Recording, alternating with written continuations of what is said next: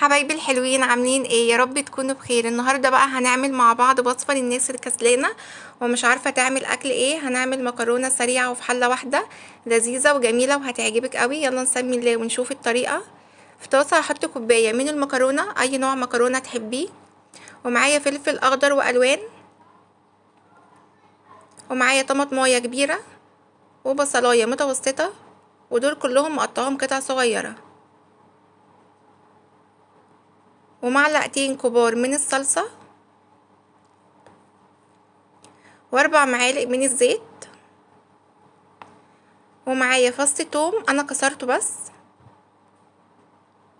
ونزلت عليها بكوبايه من الميه، نفس الكوبايه اللي عيرت بيها المكرونه، ومعايا مكعب ماجي، ومعلقه صغيره من الفلفل، وملح طبعا حسب الرغبه. هحطها على نار عاليه تغلي وتقلب المكونات كده مع بعضها، وبعد كده هسيبها على نار هاديه 10 دقايق.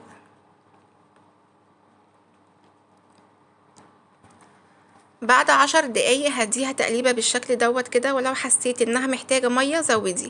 انا زودتها نص كوبايه ميه كمان، وهسيبها لغايه اما تستوي شويه، دقيقتين كده ولا حاجه. كده خلاص بقت جاهزه.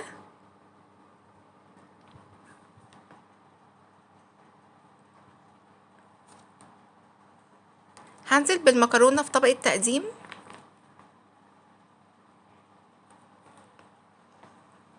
ما شاء الله، حاجه تفتح النفس، والريحه بجد ممتازه. اتمنى الطريقه تعجبكم، طعمها حلو قوي وسهله وبسيطه وبديل للاندومي، وهتعجب الاطفال وهتعجب الكبار.